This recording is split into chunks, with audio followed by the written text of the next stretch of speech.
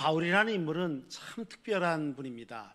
이분의 인생에 있어서 정말 충격적이고 특별한 체험이 한 번 있었는데, 이 체험이 얼마나 중요했는지, 바울 자신에게도 중요하고 초대교회에도 중요하게 여겨졌는지 성경에 보면 거의 비슷한 스토리가 3번이나 기록되어 있을 정도입니다.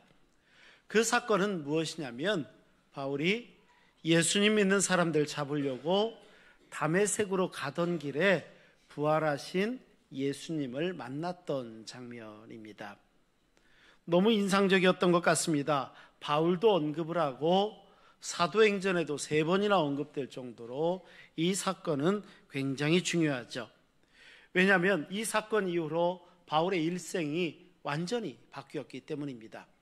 그 전까지는 철저한 유대교인으로서 예수님 믿는 사람을 잡으러 다녔다면, 이 사건 이후로부터는 그가 잡으러 다니려고 했던 그 상황의 주인공 예수님을 증거하는 사람, 전하는 사람으로 완전히 바뀌었기 때문입니다. 똑같은 사안이 이렇게 바뀔 수 있는가? 로마서 14장 8절에 보면 바울이 그런 말을 합니다. 내가 살아도 주를 위하여 살고 죽어도 주를 위하여 죽나니 그러므로 사나 죽으나 우리가 주의 것이로다. 이 말씀의 의미가 바로 여기에 있지 않습니까? 그런데 바울의 이런 결심, 이런 결단, 변화된 인생, 이 삶은 그의 인생에 있어서 많은 어려움을 직면하게 합니다. 가는 곳마다 유대주의자들이 쫓아오면서 결사대를 만들어서 바울 안 죽이면 내가 밥도 안 먹는다, 뭐 이렇게 공공연하게 이야기하고 다니는 사람들이 있었는가 하면, 어떤 경우에는 이단 우상 숭배자들로부터 많은 핍박을 받았습니다. 바울이 예수님을 믿기로 하고 예수님을 전하기로 하고 이렇게 결정하고 난 다음 그가 살았던 고달픈 인생의 기록을 그 스스로 고린도후서 11장 23절에 보면 이렇게 기록하고 있습니다.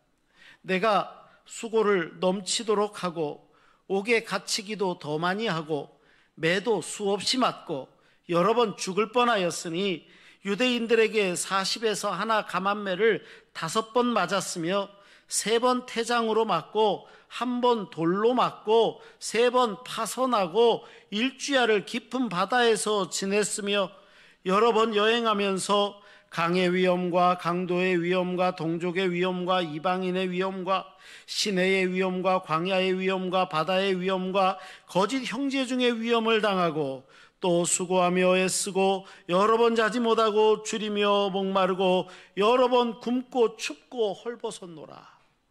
이게 바울의 고백입니다. 그 전까지는 그런 인생을 살 필요가 없었는데 이제 예수님을 믿고 나니 그의 인생에 닥친 현실은 이거였다는 겁니다. 이거. 바울 주변에 있는 사람들이 바울이 이런 인생을 살아가는 것 이해하기 쉬웠을까요? 쉽지 않았을 것 같습니다. 그의 출신 성분부터 시작해서 그를 둘러싸고 있는 게 너무 쏙 괜찮았거든요. 그런데 이 모든 것들을 내려놓고 마치 제정신이 아닌 것이라도 된 것인 것 마냥 그렇게 생각했는데, 이런 소리를 듣기라도 했던 것인지 오늘 본문 13절에 보면 바울이 이렇게 대답합니다. 우리가 만일 미쳤어도 하나님을 위한 것이요 정신이 온전해도 너희를 위한 것이다. 이 말은 바울의 마음속에 예수 그리스도를 향한 뜨거움, 열정, 타오르는 열정, 이것이 있었다는 것입니다. 그러면 바울의 이 열정이 어디에서 온 것일까요? 도대체 무엇일까요? 14절에 보면 그것은 바로 그리스도의 사랑이었고 그 사랑이 나를 강권한다, 이렇게 기록하고 있습니다. 주체할 수 없을 만큼 강력하게 강권적으로 바울의 인생 가운데 들어오셨던 예수 그리스도의 사랑이 그런 삶을 살아가도록 강권했다는 겁니다. 그렇게 몰아가셨다는 것입니다. 그러면 바울이 말하고 있는 이 강권하셨던 사랑, 이 사랑은 도대체 뭘까요? 무엇을 바울은 그렇게 느꼈을까요? 가장 먼저 바울이 느꼈던 강권하셨던 사랑은 인간의 몸을 입으셨고 낮아질 대로 낮아지셨던 사랑을 말씀합니다.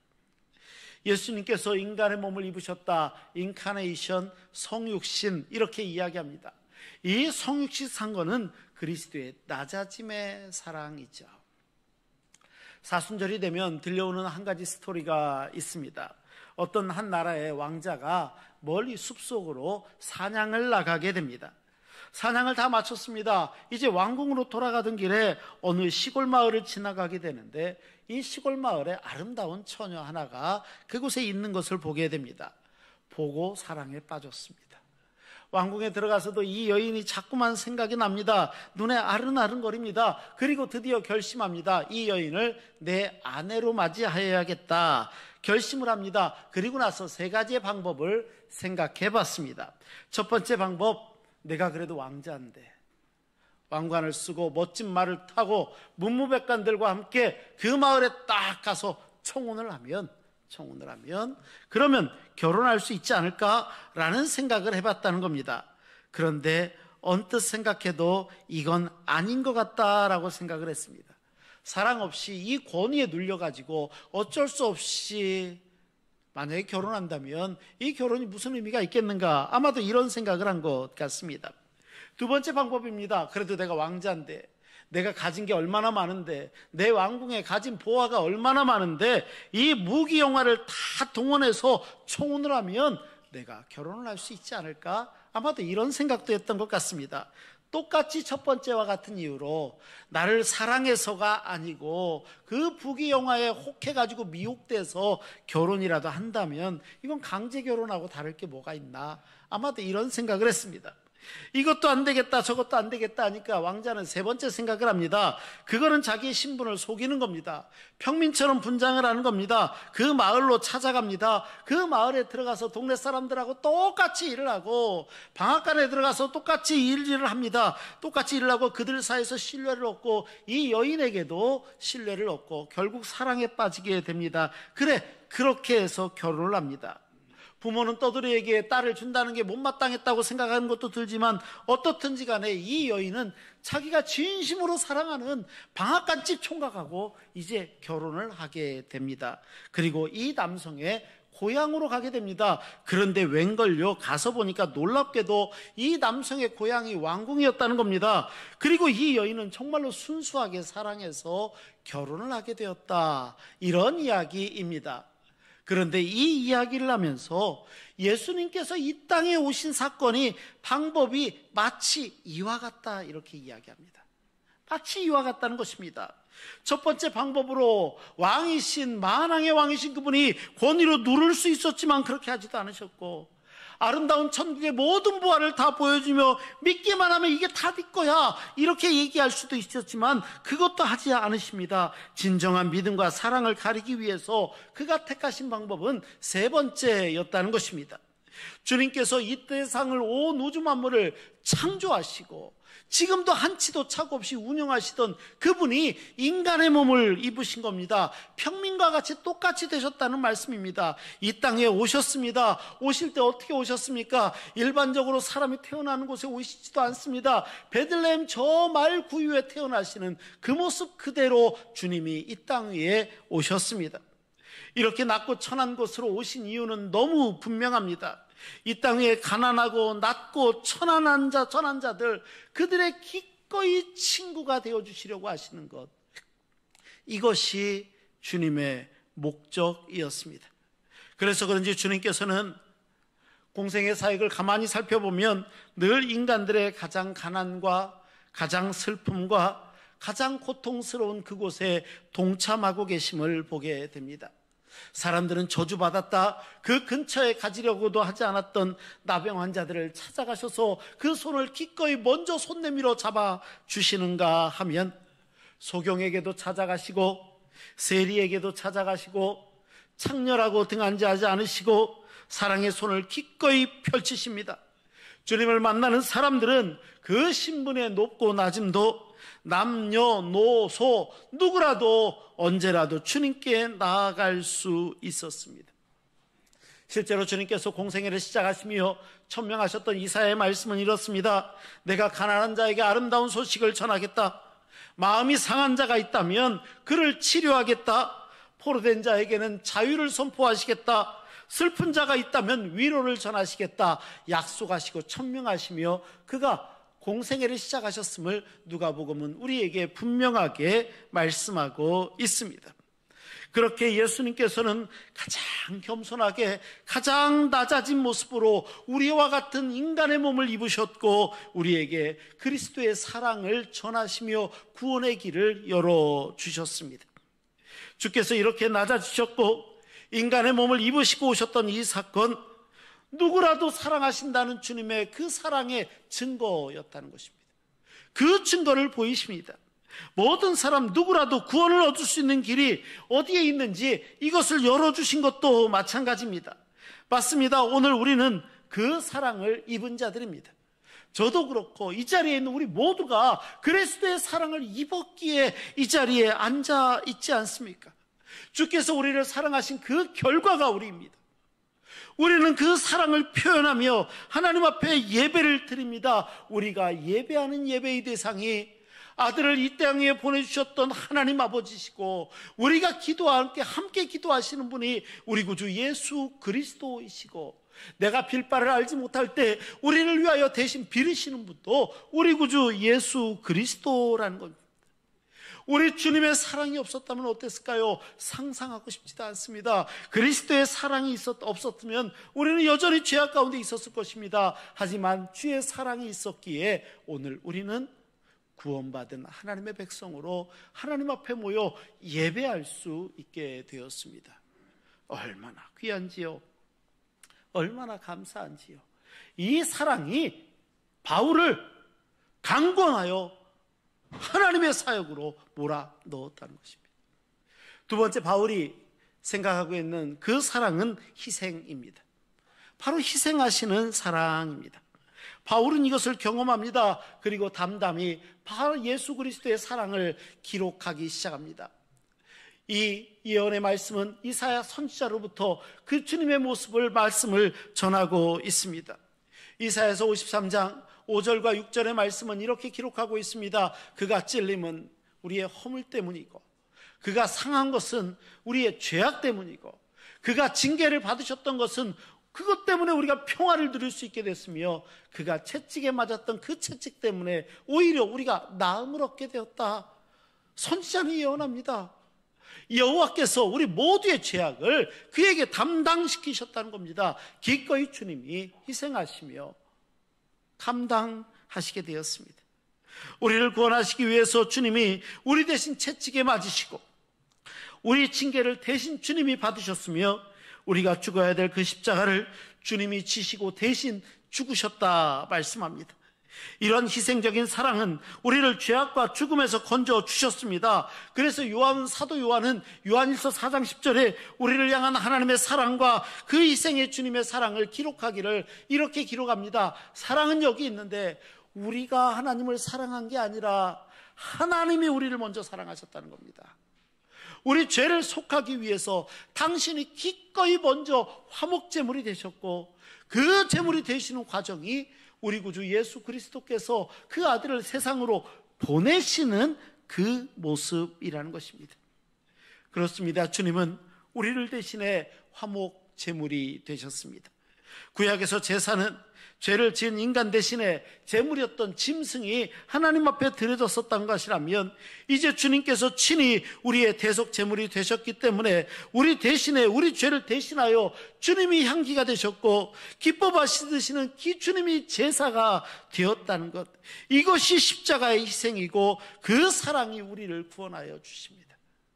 그 사랑과 희생을 우리가 감당할 때 이 땅 가운데에서도 하나님의 사랑과 하나님의 복음의 능력이 기꺼이 전파되어지며 복음의 역사가 나타나게 되는 것입니다. 대만 서부에 있는 창화라는 도시가 있습니다. 여기에 창화 기독병원이 있는데 창화 크리스천 하스피털 CCAH라는 이름으로 불리는 이 병원은 대만 장로교회가 실은 운영하는 그 병원입니다. 실제로 국제 에큐메니칼적인 여러 가지 사업들도 많이 하고 선교 사업들도 지역 선교도 많이 합니다. 의사만 800명이 넘는다고 그러고요.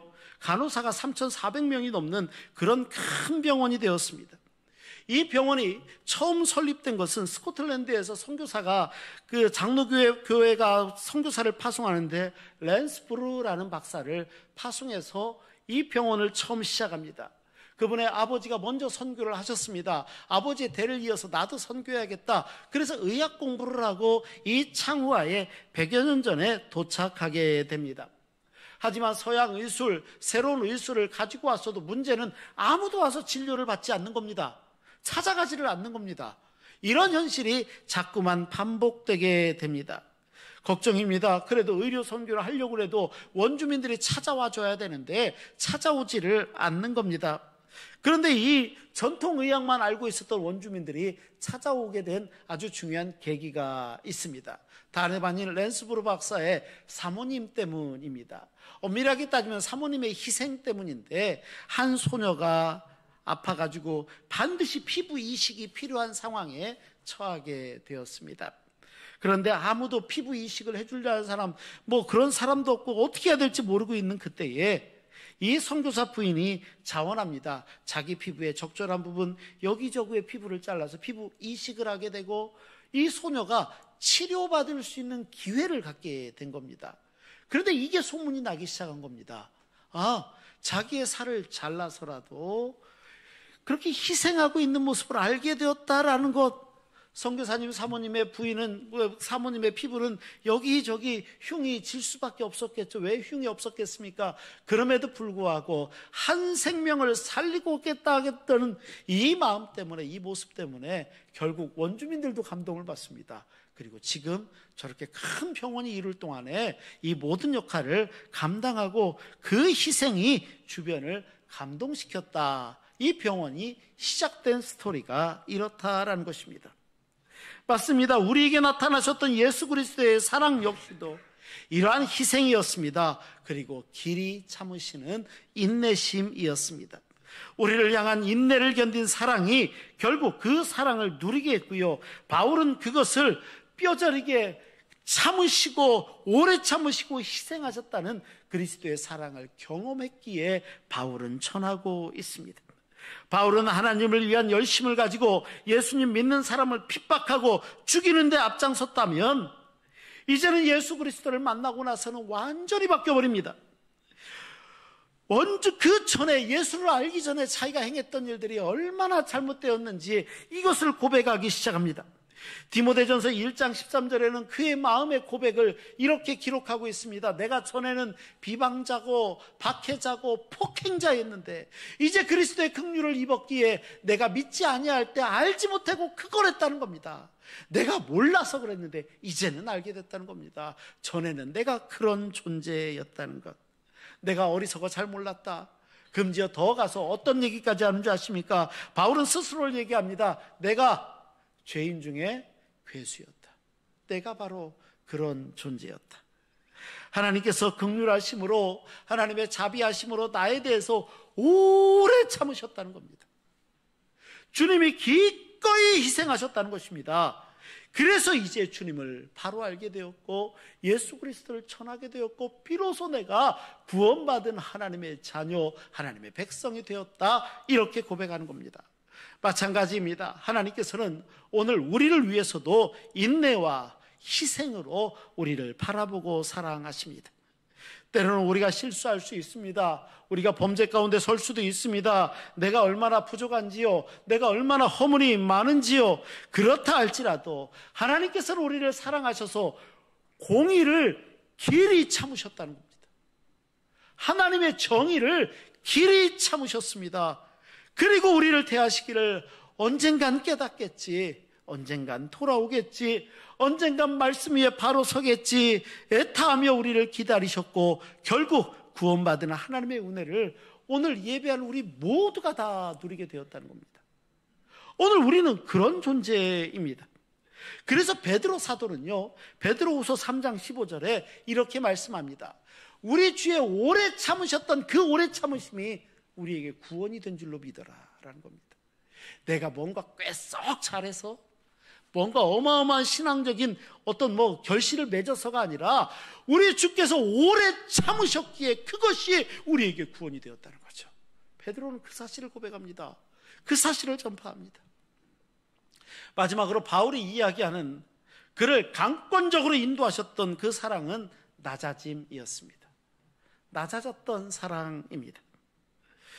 가장 낮고 가장 천한 자리에 우리를 구원하시기 위해서 주님은 기꺼이 그곳에 오십니다. 그리고 그곳에서 화목 제물이 되셨습니다. 내가 죽어야 될 마땅히 그 자리에 주님이 대신 죽으셨습니다. 내가 받아야 될 징벌과 채찍을 기꺼이 주님이 나 대신 맞으시고 받으셨다는 사실입니다.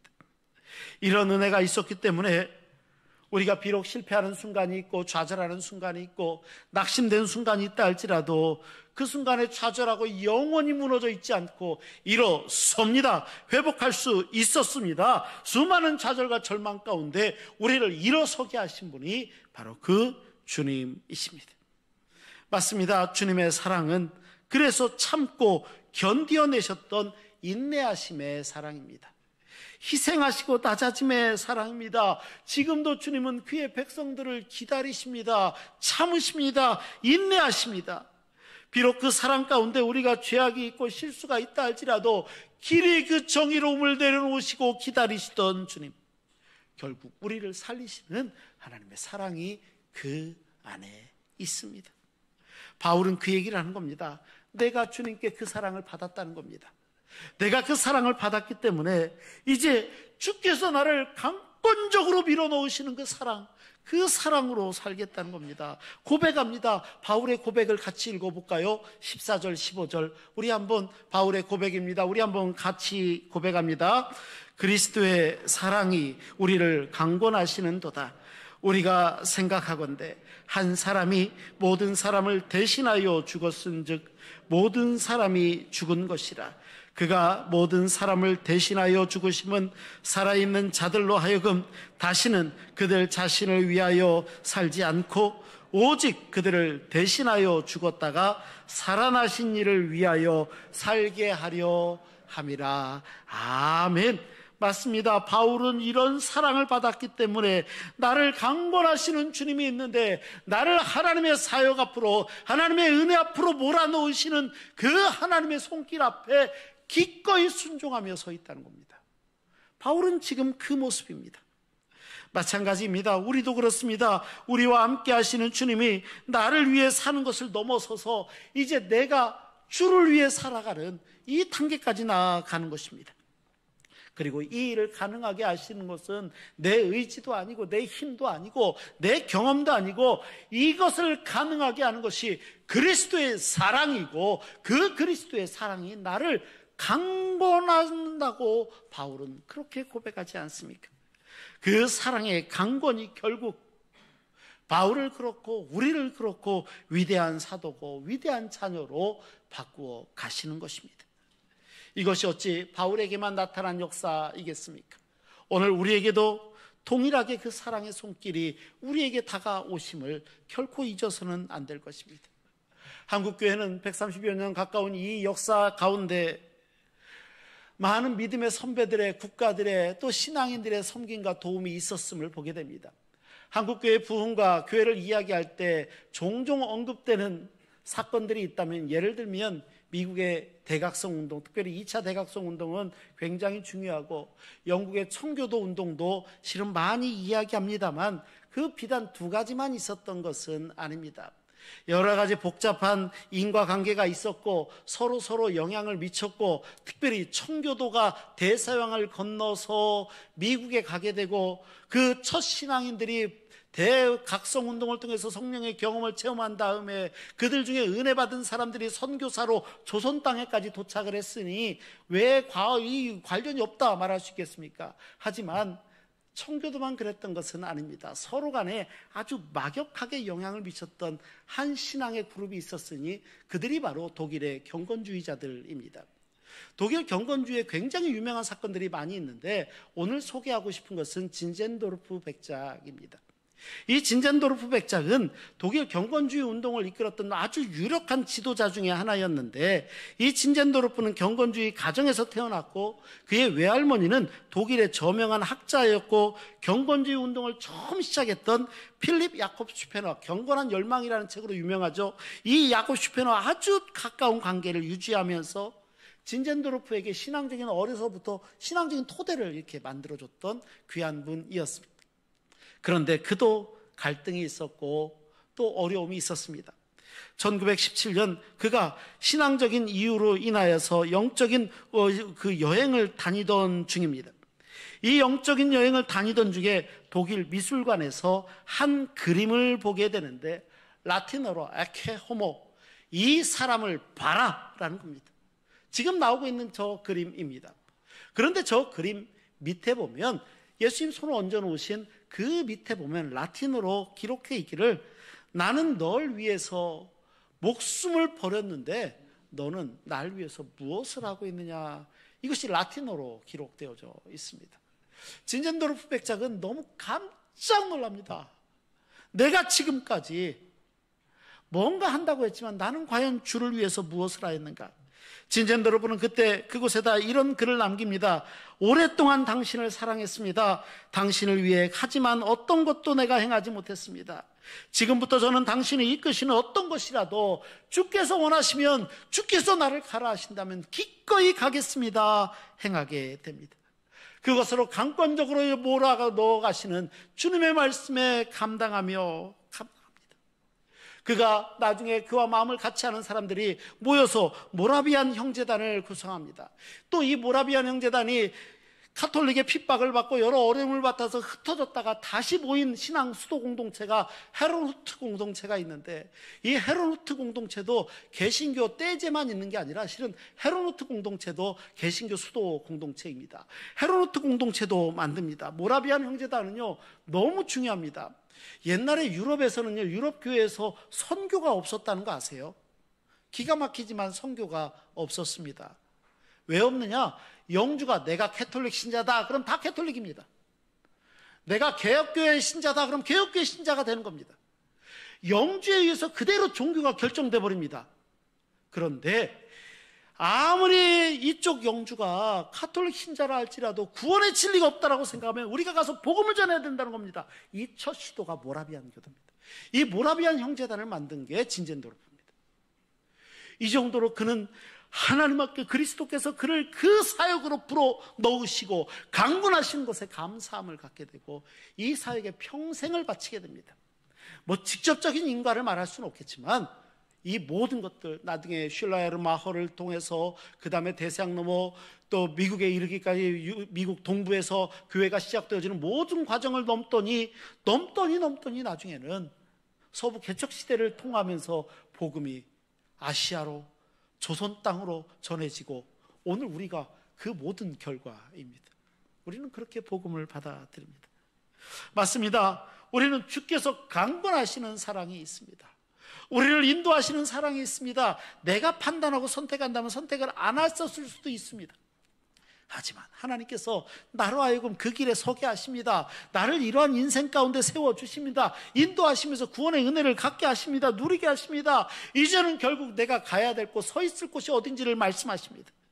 그리고 하나님의 일을 하며 살게 하십니다. 강권하시는 하나님의 은혜 앞에서 우리를 내어 맡기는 것입니다. 주께서 강권하시는 사랑에 우리의 삶을 온전하게 의탁하는 것입니다. 그렇게 살아가는 인생이 하나님께서 기뻐하시는 아름다운 인생, 복된 인생, 하나님께서 승리하시게 하시는 인생이 아니겠습니까? 사순절을 보내고 있습니다. 오늘 우리는 예수 그리스도께서 우리를 어디에 강권케 하시는지, 그것이 무엇인지 깨달아야 될 것입니다. 그리고 그리스도의 은혜를 따라 믿음으로 순종하며 하나님의 역사를 이루어가는 이 땅의 승리자, 하나님 나라 백성, 거룩한 주의 자녀들, 오늘 예배하는 우리의 신흥의 성도들 한 분 한 분 다 되시기를 주의 이름으로 축원합니다. 기도하시겠습니다. 거룩하시고 자비로우신 아버지 하나님, 그리스도의 사랑이 우리를 강권하시는도다. 바울의 고백을 읽습니다. 그리고 그 고백을 우리 마음 가운데 새깁니다. 그리스도의 사랑이 우리를 이끄시는 대로 우리가 사명 감당하며 하나님의 역사를 이루어가게 하여 주옵소서. 예수 그리스도의 이름으로 기도하옵나이다. 아멘.